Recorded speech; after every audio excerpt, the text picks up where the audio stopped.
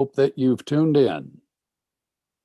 I'm here, Chris, and ready to go and ready to talk to our friends watching live stream and who will be watching later this program from the Population Research Institute.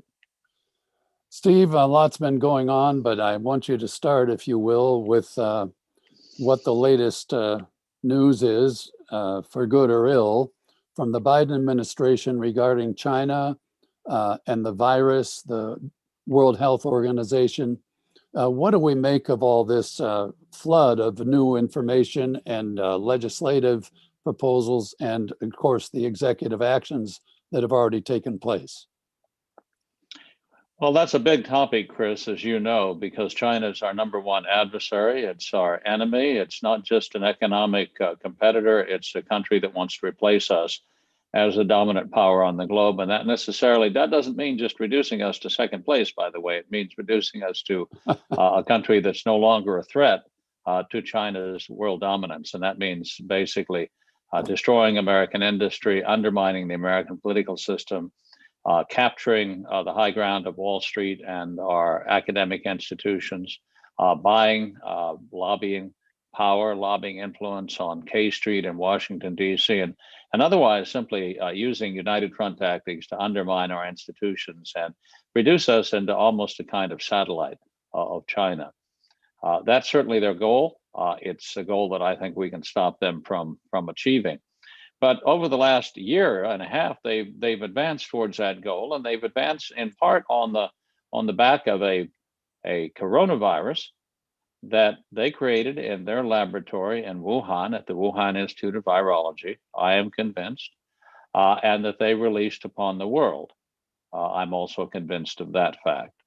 So, a year later, we have what? We have reports of 112 million people who've been infected with the China virus.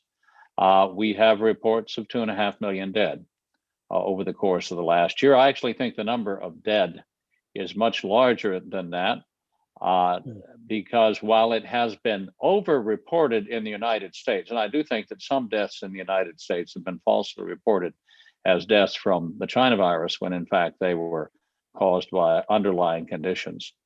But in China, however, there have been huge numbers of unreported deaths. At least you'd have to add a zero to the number that they tell us for the city of Wuhan. I think the number in China alone is in the millions. Now, does the Chinese Communist Party care? No, obviously not.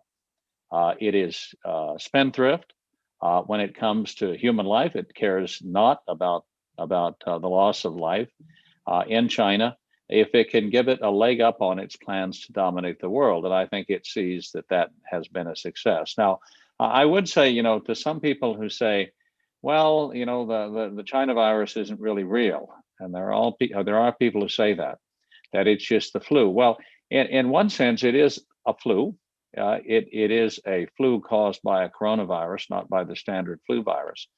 But it is real. I've looked at the genetic analyses that have been done on the China virus. I've looked at the string of nucleotides, the codons, the proteins, and so forth.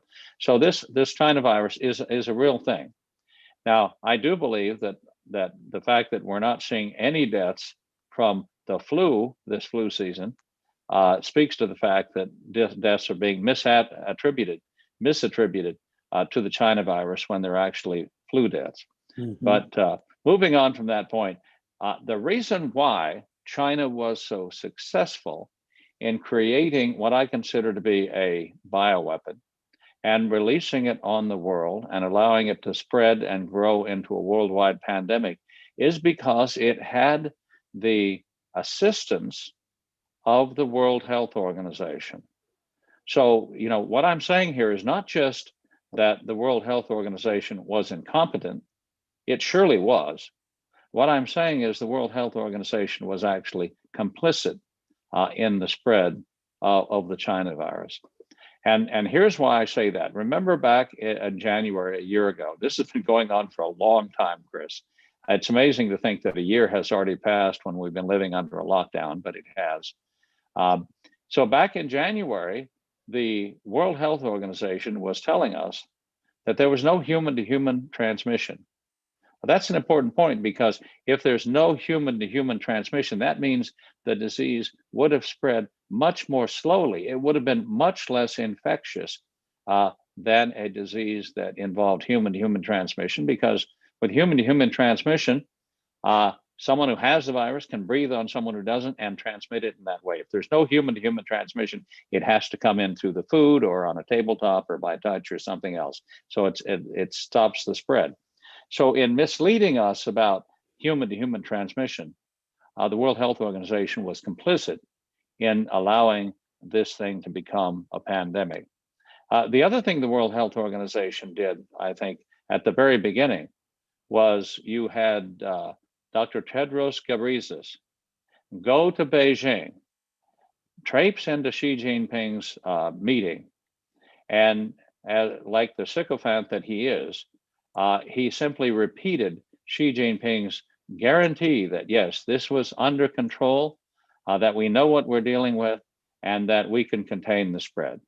Well, that turned out not to be true. Well, not only not to be true, that turned out to be exactly the opposite of the truth. China knew it had a dangerous virus on its hands because it created it in the lab. It knew it had a dangerous pandemic on its hands, and yet it allowed 5 million people to leave the city of Wuhan, some of which were innocent carriers, innocent vectors of the China virus, and spread it to places like Milan and Spain and other countries where we first saw the outbreak of the pandemic, the China virus pandemic. Again, evidence of the World Health Organization's complicity, evidence the World Health Organization was not behaving as an organization interested in the health of the world. No, they were behaving like a political organization. They were behaving, in effect, like an arm of the Chinese Communist Party in carrying water for the Chinese Communist Party and assuring the world that there was no human-to-human transmission. This thing wasn't as infectious as it might be, no reason for panic. And of course, it was also covering up the extent of the pandemic within China. Now, the World Health Organization knew this early on. We now have a secret report from last August from the World Health Organization, all right? And this report last August says that World Health Organization officials knew that the Chinese Communist Party was covering up the origin of the China virus. So 8 months into the pandemic, according to internal documents written in the World Health Organization released, the World Health Organization was saying, yes, they're impeding our investigation. Yes, Beijing doesn't want the world to know the true origin of the coronavirus. It doesn't want the world to know its serious biosafety lapses in the P4 high containment lab in Wuhan. According to the World Health Organization last August, they didn't tell us, of course, but they knew internally that China was doing almost nothing to investigate the origins of the Wuhan coronavirus. And of course, the reason that China wasn't doing anything to investigate the origins of the China coronavirus was because they knew perfectly well that it originated in their own P4 lab at the Wuhan Institute of Virology. China was determined to stall until it had enough time so that it could destroy the evidence tracing the China virus back to the lab. And it has destroyed the evidence, Chris. It has destroyed 300 research reports of its tinkering, its genetic engineering on various coronaviruses. It has also, when the World Health Organization wanted to talk to patients in China who had early contracted the China virus, they weren't allowed to. When it wanted to see the samples, the early samples of the China virus that were collected right at the outbreak last December of 2019, they weren't allowed to. When it wanted to see the analyses that had been done by other laboratories in China, they were told, no, those analyses have been destroyed. When they wanted to meet with the laboratory technicians in the Wuhan Institute of Virology who were actually doing this genetic engineering, they were denied access. So that brings me to the recent World Health Organization's quote unquote investigation of the origin of the China virus. Now, we could talk about this all day, but I'm going to give you the short form. This was a dog and pony show. This was a charade. This was a clown show. we had an investigatory team set up composed of 14, 15 members who went to the city of Wuhan. They spent 3.5 weeks in the city of Wuhan. You know what they spent most of their time doing? They spent most of their time locked up in a hotel, undergoing a 14-day quarantine upon arrival in Wuhan. Now, does that suggest to you that the authorities in China did not want the World Health Organizations to see anything or talk to anybody or review any documents while they were in Wuhan? They locked them up for 2 weeks in solitary confinement. They didn't have to do that. They could have given them a China virus test upon arrival. They would have known in 15 minutes they didn't have the China virus, and they could have begun their research. No, instead they were quarantined, locked up, kept in solitary confinement for 2 weeks. Then in the remaining 10 days, they went everywhere except to the Wuhan Institute of Virology. They went to caves, they went to wet markets, they went to zoos, they went everywhere. They went to the museum in Wuhan that was set up to honor Xi Jinping for the wonderful job that he had done in containing the China virus. In other words, they weren't allowed to talk to lab workers, they weren't allowed to see lab reports, they weren't allowed to review research. They were simply told China's story. And China's story, actually, I should say China's stories. China's stories are all over the map. China's story about the origin of the China virus begins with man eats bat. Then it goes to man eats scaly anteater. Then it goes to the US Army, which was reported in the Chinese press to have secretly brought a bioweapon to Wuhan in October of 2019 and spread it throughout China. So yes, we have been blamed as the origin of the China virus. China, the Chinese Communist Party, accused us of developing a bioweapon and leaking it in China. And then they backed away from that for a little while, and they began to say, no, it happened in 2013, and some miners had a bat urinate on them in 2013, and that's where it got started. Then they abandoned that stories, and they said in 2017, a lab worker was bitten by a bat. And now I think they're back to the US bioweapon fantasy. So they've been all over the map. What does it tell you when someone continues to change the story? It tells you they're making it up as they go along. If they make it up as they go along, they certainly destroyed all the documents. I get a feed from the Chinese news agency on Twitter that tells me that China wants to help the world defeat the virus, and that the United States is resisting their assistance. But you just told me that they've got 300 documents that they've destroyed, with those documents which could at least be the foundation of that kind of assistance they claim to offer. What are we working with here? Well, we're working with a complete cover-up, which has been assisted by the World Health Organization. And just let me finish talking just for a minute about the final stage of the investigation, quote unquote investigation, should be in quotes, done by the World Health Organization of the origin of the China virus. World Health Organization investigators on nearly the last day in Wuhan actually were allowed to go to the Wuhan Institute of Virology. They spent 3 hours there. Now, the Wuhan Institute of Virology is a big building with research wings and research institutes, and inside is the P4 lab, the high containment lab. Now, the World Health investigators were only at the Wuhan Institute of Virology for 3 hours. They were not allowed in the P4 lab. In fact, they didn't have enough time to go in the P4 lab, because to go in the P4 lab, you have to be disinfected, scrubbed, take a shower. You have to wear protective equipment. You have to get all dressed. It takes about 15 minutes to go through that procedure to get in the lab, and another 15 minutes to get out. You got 15 members of the investigatory team. There's no way in 3 hours they could have gotten into the lab and done anything in the lab and then left. So again, destruction of evidence, inability to actually visit the scene of the crime, which was the P4 lab where this thing was engineered, inability to do any face-to-face interviews with the lab workers, to see lab records, to see early samples of the virus. All of these things clearly are a cover-up. So the World Health Organization investigatory team should have come back out of China and said, this is a cover-up. We were not allowed to carry out an investigation. This has been a sham. Instead, they came back and they said that the lab was not the source of the virus, that it came from nature. They had no basis for saying that. That's simply a fabrication.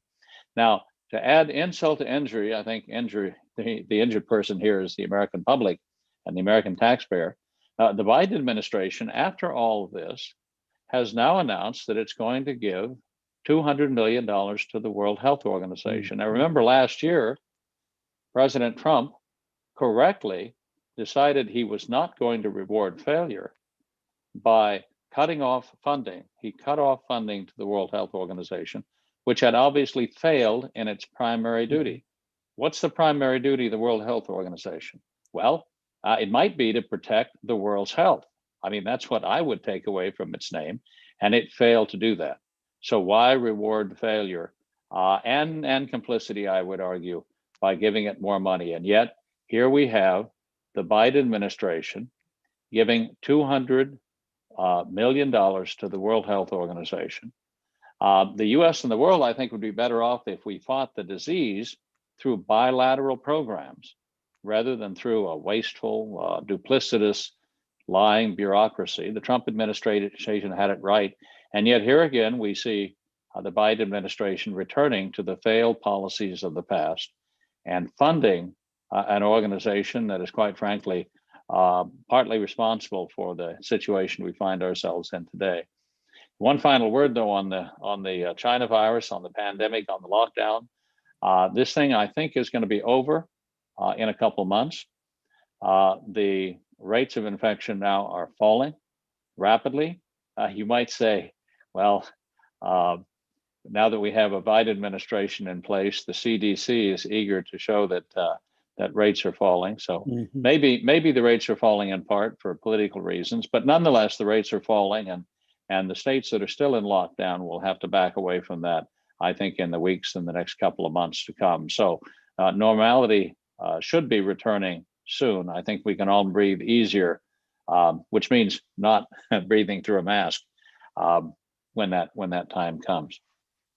Well, speaking of the spendthrift of 200 million, there's a new bill, HR 1, before Congress that actually is passed the House already for a 1.9 trillion to address the COVID so-called crisis. Unfortunately, only a small portion of that, about 15%, is actually going to the virus in terms of treatment, terms of strengthening schools and so on.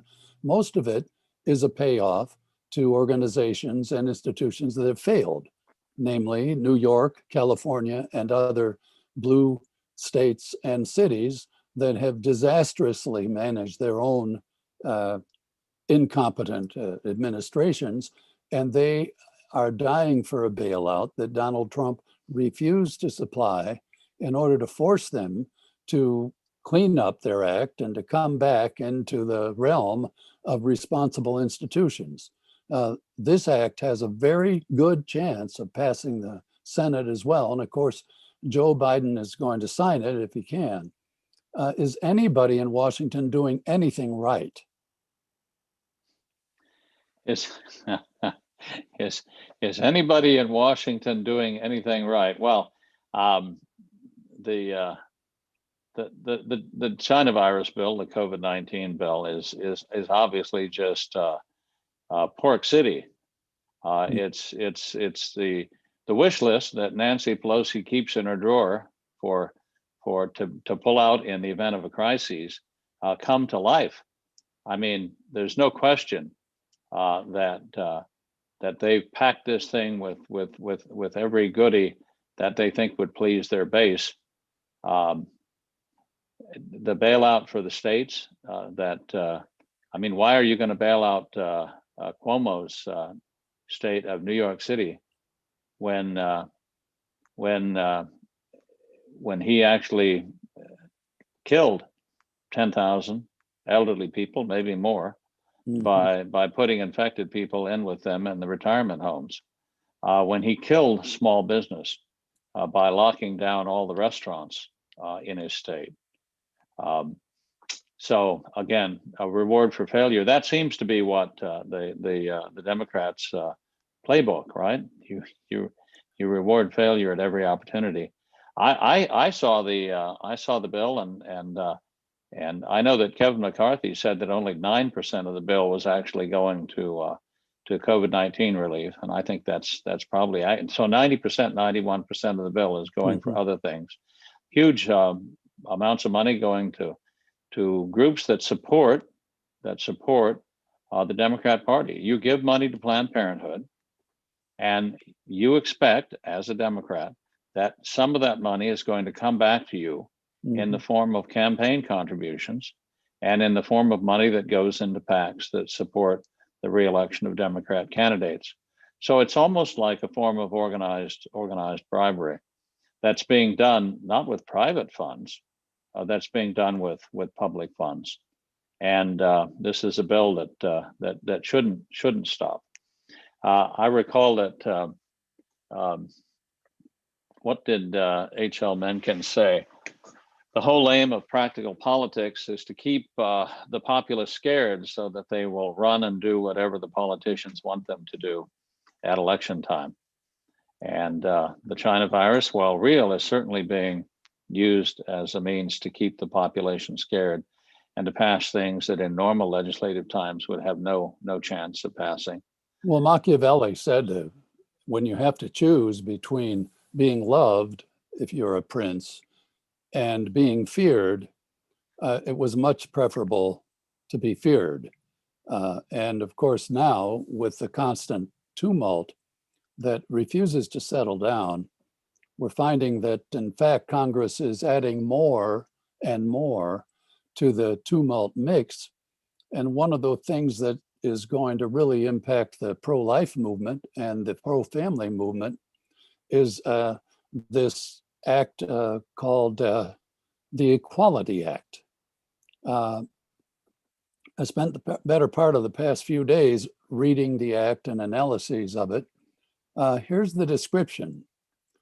To an act to prohibit discrimination on the basis of sex, gender identity, sexual orientation, and for other purposes. Well, I'm looking, as usual, for definitions of the terms that are going to be inserted into the 1964 Civil Rights Act, which has a very powerful impact on the history of law and culture in the past 55 years. Gender identity. Well, here's the definitions. The term gender identity means the gender-related identity, appearance, mannerisms, or other gender-related characteristics of an individual, regardless of the individual's designated sex at birth. Well, notice that the item gender is never identified and defined. It appears that going back into the court, you remember Planned Parenthood v. Casey back now 29 years ago. At the heart of liberty is the right to define one's own concept of existence, including gender, I'm sure, of meaning, of the universe, and the mystery of human life. Now, you'd think that what this new bill is going to do is allow everybody to follow their own heart with regard to sex, love, family, and all the rest, but it doesn't come out that way because it punishes anyone who disagrees with the LGBT agenda and the propaganda that goes with it, and it comes right down to every aspect of human life. I mean, the public life that has been affected by the Civil Rights Act is absolutely thoroughgoing in our culture. And yet we have individuals who are LGBTQ or are perceived to be LGBTQ.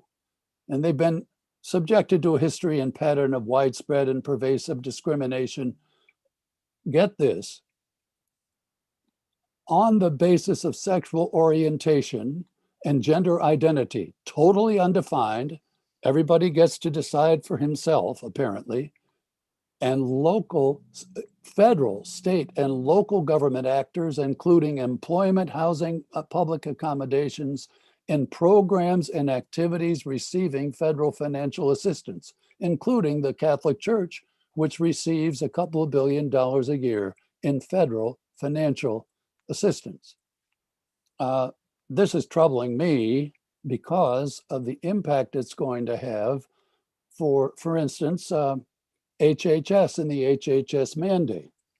Today, Javier Becerra, a former congressman and former trial lawyer, appeared to testify on his appointment as the head of the Health and Human Services Bureau, cabinet post. He's got no experience in medicine, but I guarantee you, given what we just read about the widespread area of possible impact, he's going to create thousands of jobs for his fellow trial lawyers and not much else. The problem with this, apart from the obvious ideological foundation for me, is that the door doesn't swing both ways. If everybody wants to have a gender that is one of 57 different varieties, that's great.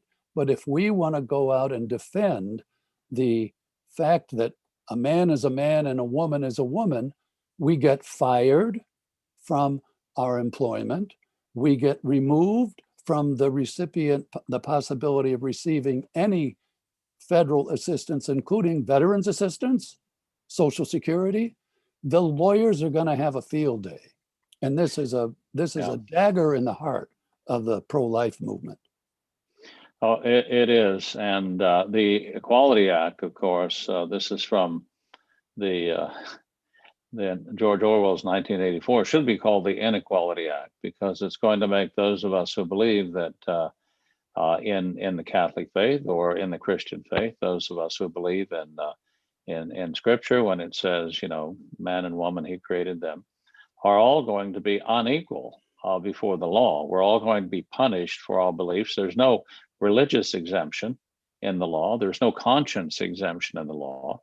So doctors and nurses are going to be forced to participate in abortion on the grounds of equality. And if they refuse, they face risk of losing their job. If you perform a mastectomy in the case of breast cancer on a woman, then in the name of equality, you'll have to perform one on a teenage girl identifying as a boy.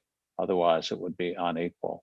So all sorts of evil, I think, will come from this. Mm-hmm. And I think the way to think of it is in the following way. Let's imagine that someone believes they're a cat. There are people actually who believe they're cats. They're cat people. And this law would, by extension, argue that if someone believes they're a cat, that we all would have to play along with that we would have to pretend with them that they're a cat, that yes, they have whiskers, that they meow instead of talk. Yes, that if you throw them up in the air, they'll always land on their feet. And by the way, they have a tail. And even though you can't see it, we have to pretend that the tail is there. And if you don't pretend the tail is there, then you're punished. You can lose your job. You can be canceled. You can have other consequences. You can have your name and address released to the public, and there will be cat people and cat people supporters out front of your house demonstrating against you. So this is the sort of thing that will happen under the so misnamed Equality Bill. To those of us who believe that there are really only two sexes, and to pretend otherwise is just engaging in fantasy. Well, there's a lot more to it than just boys becoming girls to run on Connecticut high school track teams. That I have in mind Notre Dame, which has a crew, a rowing club that I helped start in 1964. It's still a club for the men, but it is a varsity sport for the women because Notre Dame needs to offset its gigantic football income with women's sports that make up a little bit of the difference. Yeah. We had a 50-year commemoration of our founding a couple of years back, and the women sat in front of the front rows, while the guys who started it sat in the back row. When this bill passes, Notre Dame is going to be forced by the fact that it receives over $100 million a year in federal funding to allow men posing as women to join the women's crew. And when we celebrate our 110th, our 60th anniversary in 4 years, guess what? The girls will be sitting back with the boys in the back rows, and the trannies will occupy the first 3 rows. And that microcosm is what this bill proposes to do writ large. Yeah, it's going to devastate women's sports. It's going to bring men who identify as women into women's prisons. Mm-hmm. It's going to bring them into women's locker rooms. It's going to bring them into bathrooms. And, as a father of 4 daughters and a number of granddaughters growing rapidly now, I object to that strongly. And yet, if I were to voice my objection, that would be grounds for punishment under this law. So, yeah, this is a huge overreach. I can only hope that in the Senate, this bill dies, and it dies a well-deserved death. I would hope that they are not able to muster the 60 votes they will need in order to actually bring this bill to a vote. But everyone, I think, who is concerned about their daughters, who is concerned about women's rights in the original sense of true equality, should be contacting their senators and expressing an opinion about the grotesquely misnamed Equality Act, which will ensure that women, a lot of the progress that women have made in sports and other areas is actually reversed and destroyed in the years to come. Well, that's an action item all of us have to take high on our priority list. Well, Steve, thanks for joining us today. We'll be back on Fridays in March. Please pay attention to your notices on the various feeds that you're watching on now to let you know when the next one is, because we're going to be confronting a lot of legislative action in Washington. Most everything happens between February and May, and again in September and October. That's about it. So the next couple of months are going to be jammed with all sorts of proposals that are going to need inspection, and very often, in many cases, they're going to need some public action, and that's our action item for today. So thanks, Steve, and we look forward to joining you next time. And I thank all the listeners. Thanks for joining us at the PRI review of the news. I'm Chris Manion, signing off.